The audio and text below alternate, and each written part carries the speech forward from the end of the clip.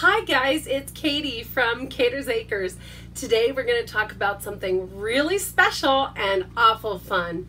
The Altoid tin. That's right, little metal tins and boxes you can make your own creations with and into. So I'm so happy to be here with you today. Stay tuned and we're going to talk about the infamous Altoid tin.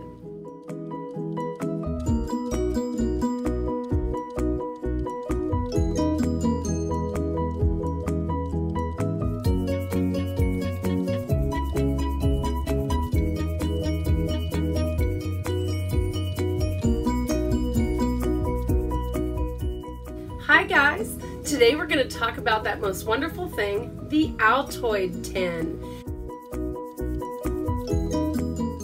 We're going to talk about them today because they make fantastic little gifts for the Christmas season. And if you haven't considered making one for a loved one, you need to do so. We're going to talk about not only what can be done with Altoid tins, but the things that you can use them for and make them into. There are two primary sizes of Altoid tins. The first is this standard size Altoid tin. And each Altoid tin has color on the top. Now you can simply just cover this with clay as it is.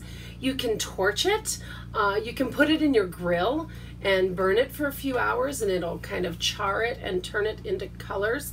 Or you can just flat out paint it and then cover it with clay. You don't have to be stuck with this. Now, in using an Altoid tin, the thing that you are stuck with is the embossed metal. Unless you cover it with clay, even if you torch it, you can't cover that. So I'm going to show you a little bit more about that.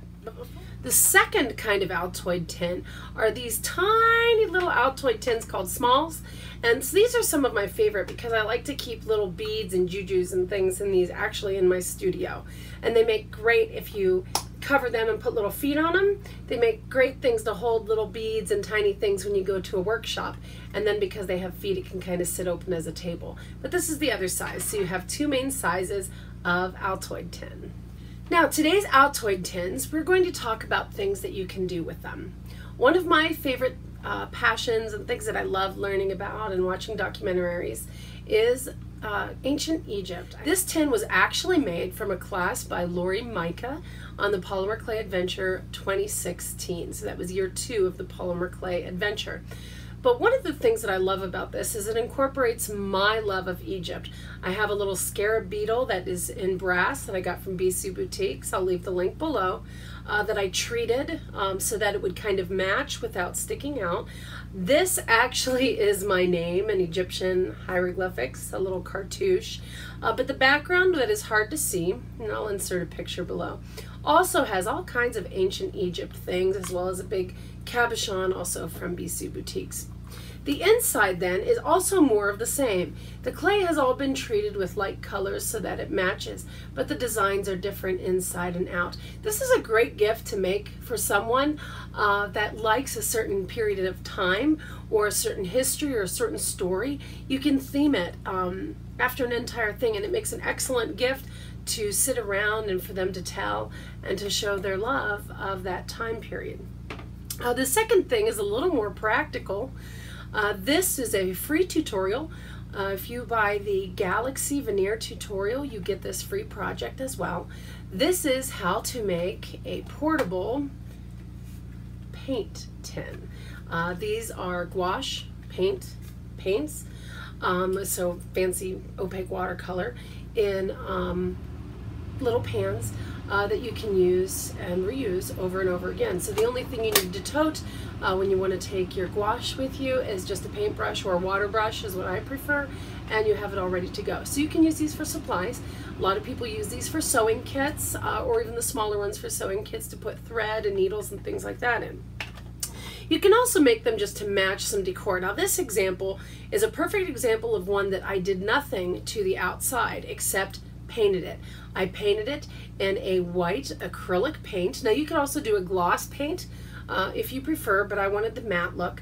And I did use my faux collage veneer to create this pastel kind of steampunk version here. Let me open it up. And then I matched the inside to it. So again, this whole thing tells a story.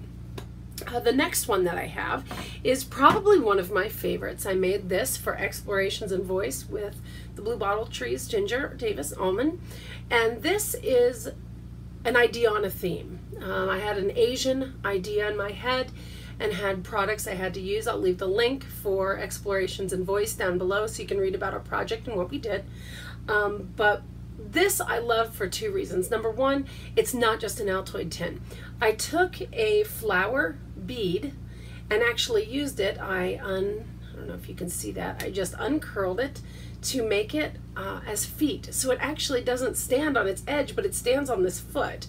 And then inside, like we did with the others, has an Asian theme, a little panda bear and another little Asian writing scroll.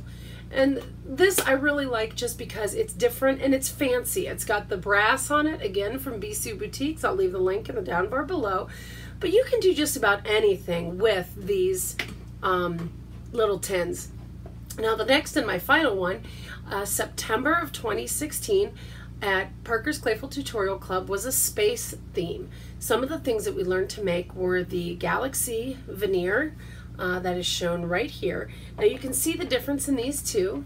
I teach 3 different ways to make these veneers in the tutorial. These are 2 of the different techniques, and you can see how different the veneers are, and it's just because of the products that were used.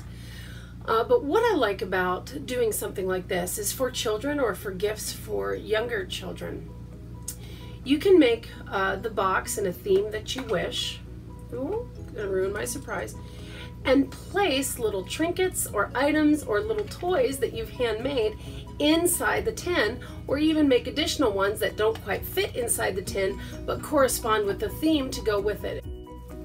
So that's it for today. I hope you will give Altoid tins a try and make your own project. I'll leave the links for the 2 different veneers, the Faux Collage Veneer and the Galaxy Tutorial Veneer, in the down bar below, as well as the links to Bisou Boutiques, to the Blue Bottle Tree, and to Explorations in Voice. All right, I'll see you guys later. Happy claying! Bye!